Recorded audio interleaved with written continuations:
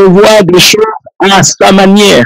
Toi, tu penses à des choses, le Seigneur pense à d'autres choses. Comme dit Ésaïe 55, autant les cieux sont élevés au-dessus de la terre, autant ses pensées sont élevées au-dessus de nos pensées. Toi, tu te vois petit, le Seigneur t'appelle vaillant héros, vaillante héros, je sais pas si ça se dit, héroïne, oui, héroïne, vaillant soldat, soldate, vaillant guerrier.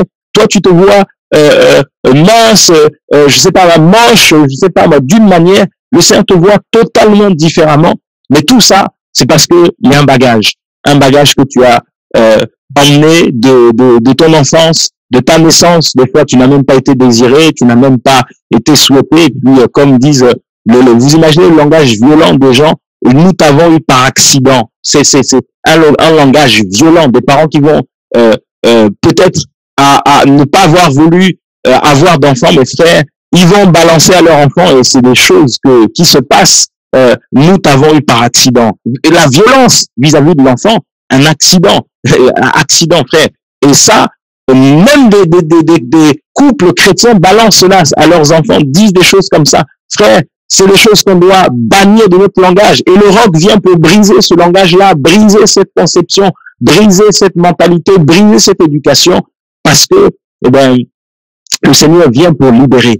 Et imaginez avec tout ça, tout ce que tu as emmagasiné depuis des années, depuis des mois, tu as été en couple avec, ne connaissant pas le Seigneur, tu as emmagasiné des choses, ou même connaissant le Seigneur, tu as été frappé, tu as été violenté, tu as été rabaissé, tu as été, je sais pas moi, humilié, que tu sois homme ou femme dans cette relation, dans cette belle famille ou famille, voilà. Et tu montes avec ça, tu construis ta vie avec ça, avec ce fardeau que tu traînes, que tu tires comme ça durant toute ta vie parce que voilà, on t'a traité de traîner, on t'a traité de prostituée, de homme ou femme, peu importe, on t'a traité de vaurien, d'inutile, voilà, d'imbécile, de tout ce que tu veux, des choses, on t'a craché, des choses tellement compliquées. Mais c'est normal que quand le feu arrive, quand le marteau arrive, quand l'épée à double tranchant qui va jusqu'à la séparation de l'âme et de l'esprit, quand cette épée-là arrive, c'est normal que tu réagisses. C'est normal que certains fuient. Il y a des gens qui fuient l'appel, qui refusent l'appel du Seigneur, qui refusent l'œuvre du Seigneur parce que ça fait remonter tellement de choses, donc ils fuient. Et ce matin, il y a des gens qui sont revenus. Il y a des gens qui reviennent à tâtons, à reculons. Ils se disent, bon, je veux juste accepter d'être en surface. Voilà, je veux juste que l'eau s'arrête au niveau des chevilles. Mais le Seigneur veut que l'eau, comme dans la vision d'Ézéchiel, le Seigneur veut que l'eau arrive jusqu'aux genoux, jusqu'aux reins, et que tu puisses nager dans sa présence, que tu puisses nager, demeurer dans sa présence, parce que, frères et sœurs, c'est dans sa présence que, voilà, ça va brûler, mais tu ne sentiras rien. Daniel et ses compagnons étaient dans la fournaise ardente, mais le feu ne les a pas consumés, frère. Ça ne les a pas touchés, ils ne sont pas morts. Oui, le feu du Seigneur va bouleverser ta vie, bousculer ton foyer, bousculer toutes tes habitudes, toute ton éducation. Et oui, tu perds tes repères. Mais oui, parce que les gens disent que tu es fou, les gens disent que tu es malade, les gens disent que ça va pas, tu es toqué, il y a quelque chose qui tourne pas rond dans ta tête. Et pas seulement des gentils, des gens qui connaissent pas le Seigneur, des gens de nation, mais aussi des chrétiens qui te disent que tu es toqué, ça va pas, voilà, tu comprends rien, tu es trop dur, tu es trop extrême, tu es trop ceci, parce que, comme disait le témoin je faisais tout à l'heure, oui, très peu, mais très très peu, il y a un reste qui accepte de se sanctifier, mais très peu, en tout cas, se disent disciples du Seigneur et vivent dans la sainteté. Il y en a très peu. Et quand tu prends le temps de parler avec certains, vous prenez le temps de parler, vous vous rendez compte, même tel que nous sommes là, frère, nous avons encore des choses à déposer auprès du Seigneur. Nous avons encore des choses qui doivent passer par le feu. Nous avons encore des choses qui doivent passer sous le marteau du Seigneur. Les débris doivent arriver. Le Seigneur doit passer son marteau, il doit passer son feu. Parce qu'il y a un reste très peu qui acceptent, voilà, de sacrifier leur vie, de sacrifier leur volonté, leurs ambitions. Parce que le Seigneur ne nous appelle pas aux ambitions. Il très peu acceptent, voilà, de mourir à eux-mêmes pour laisser la place à Yeshua HaMashiach. Très peu lui laissent la place et très peu veulent aller au ciel, très peu croient au ciel.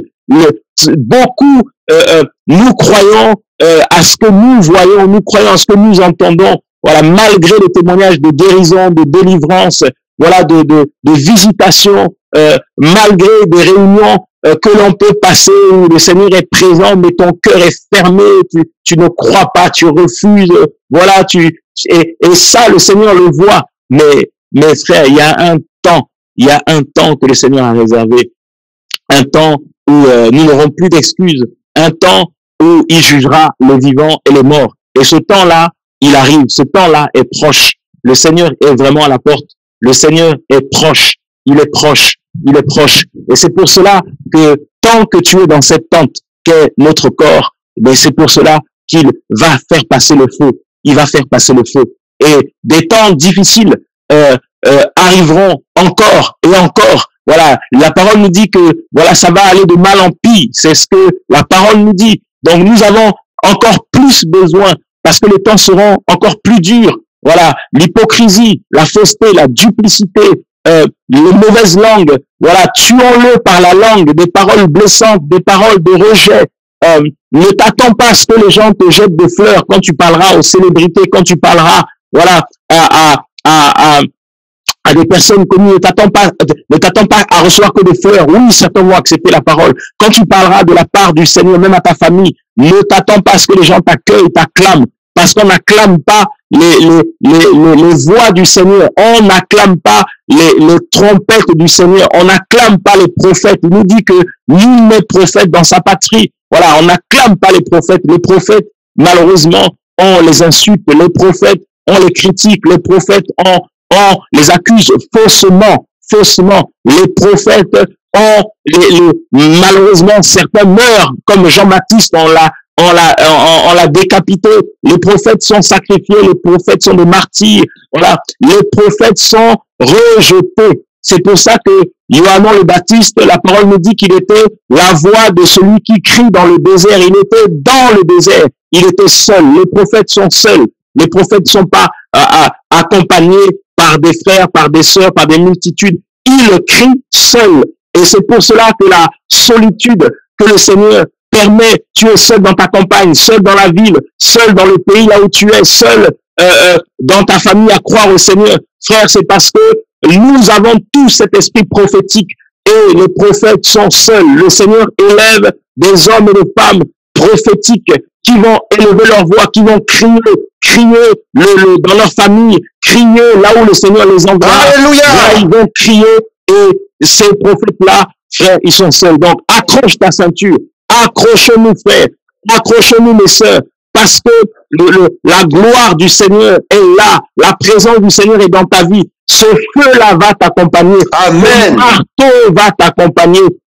À chaque fois que tu te soumettras au Seigneur, tu laisseras le Seigneur parler, tu laisseras le Seigneur travailler. Il va ouvrir ta bouche, ce sera comme un marteau. À toi, à qui le Seigneur a donné le don de chant, les chants. Le Seigneur parle des chants, les chants. Ouvre ta bouche. Ne laisse pas le don du Seigneur périr. Ne laisse pas, même si le don du Seigneur ne périt pas, mais il te fait comprendre, ne laisse pas. Ne laisse pas la parabole des talents, frère. Souvenez-nous de cette parabole des talents. Il a donné des talents, il a donné des dons aux uns et aux autres. Il a donné des dons, des talents aux uns et aux autres. Et quand tu vas élever ta voix pour chanter, quand tu élèveras ta voix, c'est ces chants qui vont venir de la part du Seigneur. C'est un feu qui va arriver. Même si tes yeux ne voient pas, ne te fie pas à ce que tes yeux voient. Parce que des fois, nous disons, oui, j'ai partagé la parole, j'ai chanté, mais il ne s'est rien passé. Tu n'es pas dans le cœur des gens. Tu n'es pas dans la vie des gens. Voilà. Même si les gens ne te disent rien, c'est parce qu'il y a l'orgueil. Mais au fond d'eux, ça boue. Et quand ils rentrent chez eux, ils courent et ils vont se cacher, pleurer dans les toilettes, pleurer dans leur chambre, parce que ces chants-là les auront touchés. Donc, n'éteins pas l'Esprit du Seigneur, n'éteins pas les chants que le Seigneur te donne. Je parle à ceux à qui le Seigneur a donné la grâce du chant. Vous êtes plusieurs là ce matin. Et je parle même à ma femme aussi qui est là. Le Seigneur vous a donné la grâce du chant. Ouvrez vos bouches, ne laissez pas, voilà, ce don-là tarir. Et ouvrez vos bouches, et le Seigneur va répandre son feu, il va répandre son marteau. Des gens vont pleurer leurs péchés, des gens vont voir l'enfer sous leurs pieds, et ils vont se repentir. Ils vont se repentir quand tu lèveras la voix, parce qu'ils verront que le Seigneur est proche, parce qu'ils vont réaliser leur vie, ils vont considérer leur vie, ils vont rentrer en eux-mêmes, comme le fils prodigue, c'est l'image que j'ai, comme le fils prodigue, ils vont rentrer en eux-mêmes et réaliser que depuis des années, ils ont perdu du temps, ils ont tourné en rond, et ce matin, peut-être que tu as tourné en rond, peut-être que tu as perdu du temps, tu as perdu des années, mais sache-le, pour le Seigneur, oui, parce qu'il s'est révélé à toi, il te dit que tu n'as rien perdu, il te dit, voilà, que tout ce qui t'est arrivé, c'est maintenant de l'expérience, parce que tu vas aussi rencontrer des gens qui ont vécu les mêmes choses que toi, ma soeur Magou, tu rencontreras des gens qui ont vécu la même chose que toi, et tu auras les mots, tu auras les paroles pour leur parler, pour leur, voilà, les encourager, parce que tu auras vécu les mêmes choses que, voilà, toi qui t'es fait frapper, toi qui t'es fait insulter, humilier, le Seigneur te dit que tu vas rencontrer des femmes battues, des hommes blessés, des femmes blessées, et tu leur apporteras la parole. Tu leur apporteras la parole. Toi qui as connu la prison, tu as été en prison, le Seigneur te dit qu'il mettra sur ton chemin des prisonniers, des anciens prisonniers, même des prisonniers. Il est capable, comme il a fait avec Paul et Silas, il les a envoyés en prison. Ils ont loué, acclamé, chanté, et à minuit, on nous dit qu'il y a eu un tremblement. Toutes les portes de la prison se sont ouvertes. Mais ce qui est magnifique dans Acte 16, aucun prisonnier n'est sorti, frère, parce qu'il n'avait pas la force, le pouvoir de s'évader. Le Seigneur n'est pas un Seigneur d'injustice. Ce n'est pas un Seigneur d'injustice. Donc, ils ont été restés bloqués. Certains voulaient sortir des cellules, mais ils ne pouvaient pas, parce qu'ils étaient bloqués, parce que le Seigneur est juste. Le Seigneur voulait juste leur montrer quelle est sa puissance, quelle est sa gloire. Il voulait juste montrer que lorsque des hommes et des femmes sont justes frères, et que les hommes veulent les faire taire et mettre fin à leur vie, c'est le Seigneur qui délivre. Voilà la gloire qui est arrivée dans cette prison, dans Acte 16. Et ces prisonniers, certains se sont convertis, certains ont accepté le Seigneur. Géolieu, le chef de cette prison avec sa famille, crois au Seigneur et tu seras sauvé, toi et ta famille. Il a accepté le Seigneur, frère.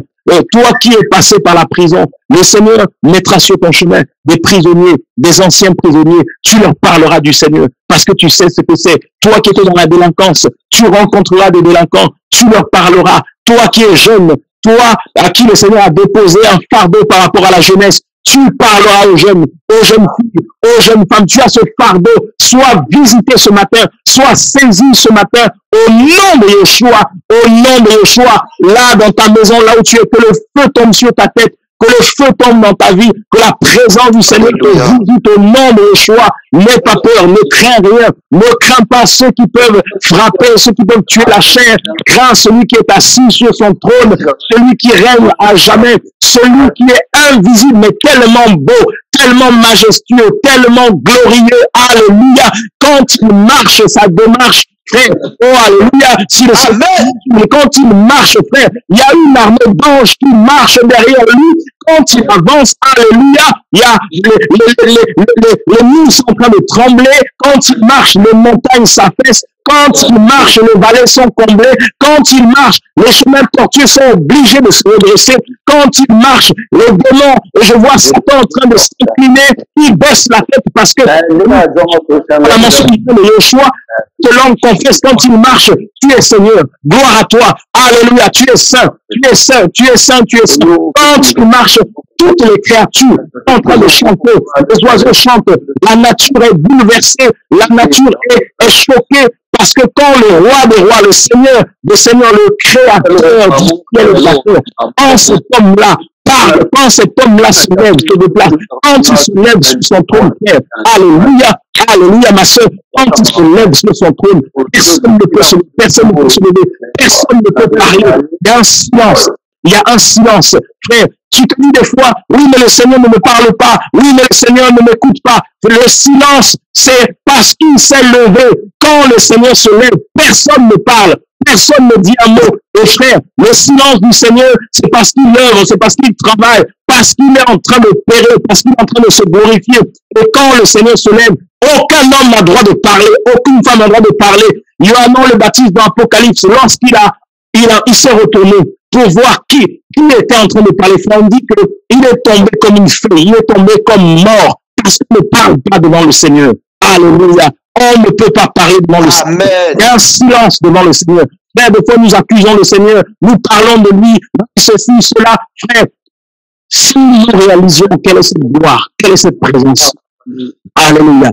Si nous réalisions cela, frère, mais nous n'oserions même pas parler. Même pas parler. Et Yohanan est tombé comme ça, comme mort, on nous dit. Comme mort. Parce que devant le Seigneur, il y a un silence. Il a parlé le premier et il parlera le dernier. Il a dit que la lumière soit, la lumière fut. Il a créé les cieux et la terre. Ce n'est pas n'importe qui. Il n'est pas n'importe qui. Ce Yoshua que nous connaissons. Il n'est pas n'importe qui. Que Yahweh Sabaoth que nous connaissons. Ce n'est pas n'importe qui. Alléluia. Ce n'est pas n'importe qui.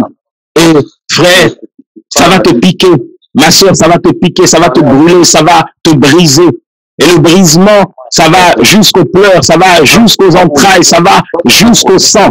Le brisement va jusque dans les profondeurs. Le brisement va jusqu'aux os. Ça va jusqu'aux os. Le brisement, ça va au plus profond de ta... le brisement, c'est le brisement de ta personnalité, le brisement de ta position sociale, le brisement, voilà, de ta position financière. Le brisement. Il était sur terre, Ésaïe 53, son apparence n'attirait pas le regard. Nous sommes comme le maître. Il dit, voilà, Paul dira, soyez mes imitateurs comme je le suis du Mashiach. Frère, notre maître n'avait pas une apparence qui attirait le regard. Donc, pourquoi est-ce que tu te dis, oui, mais les gens ne me calculent pas? Mais c'est normal parce que tu es comme le Mashiach. C'est pour ça qu'on ne te calcule pas. C'est pour ça qu'on ne te considère pas. C'est pour ça qu'on ne te regarde pas. Parce que lui, on ne l'a pas regardé. Lui, on ne l'a pas calculé. Des fois, nous entendons, voilà, des gens dire, voilà, parce que le mariage n'arrive pas. Oui, mais personne ne me drague. Tu es encore à ce niveau-là, ma soeur, mon frère. Tu es encore à ce niveau-là. Quand le Seigneur rentre dans ta vie, rentre dans ma vie, mais on ne te calcule pas. On ne nous calcule pas parce que son apparence n'attire pas le regard. Et donc, si tu cherches encore l'apparence, eh ben, il y a encore, le marteau va passer, le feu va passer.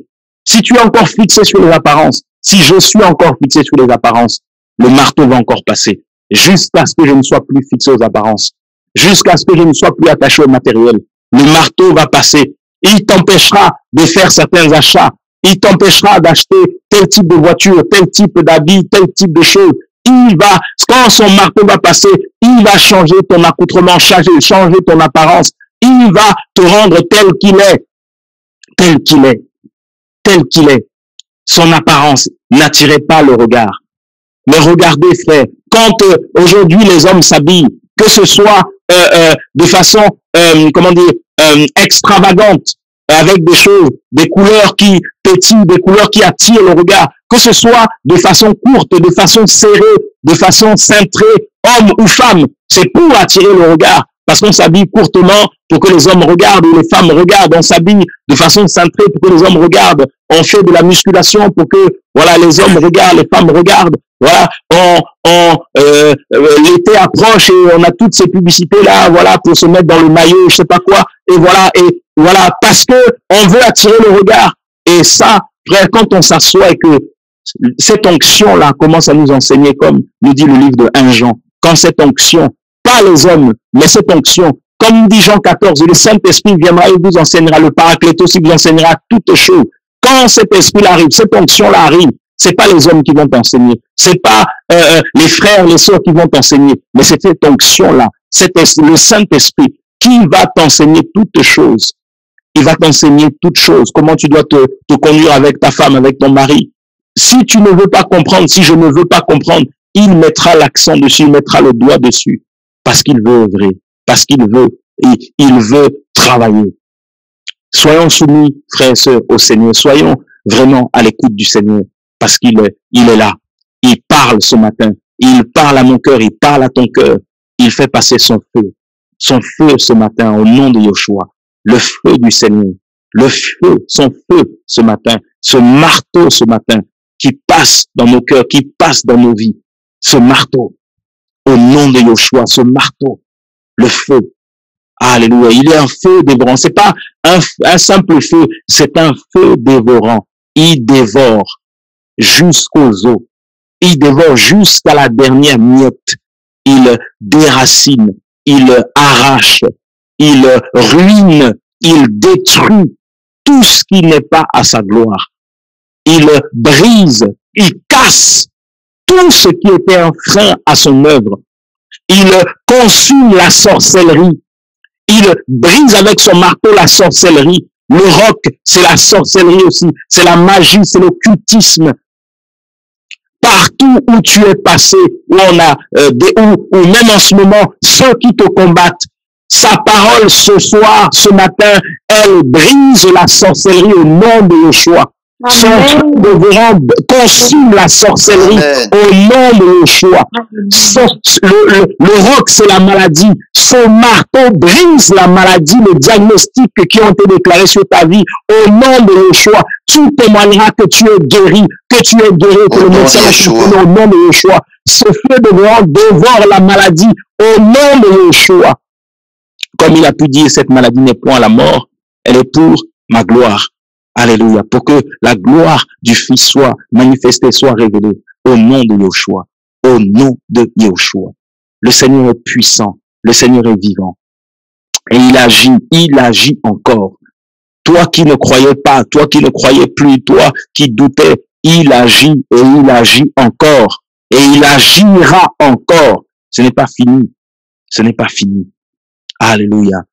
Alléluia. Est-ce qu'on peut prier, frère? Est-ce qu'on peut prier? Vraiment, prier le Seigneur. Voilà, je sais qu'il y a des mains qui sont levées, mais prions, soyons conduits par l'Esprit. Vous pouvez témoigner après. Prions le Seigneur par rapport à ce feu-là, par rapport à ce marteau, par rapport à ce que tu as reçu, à ce que tu as entendu. Prions le Seigneur. Père, alléluia. Seigneur, tu es grand. Alléluia, Seigneur, tu es puissant, papa. Tu es puissant, Seigneur. Alléluia. Seigneur, Kaya Masala Barakalabara. Seigneur, tu es grand. Kaya Maraba Sakalaba. Rabakaya Masala Machelo Kalaba. Remakala Barashanda Maya Kalaba. Rabakanta Yaba Santaya.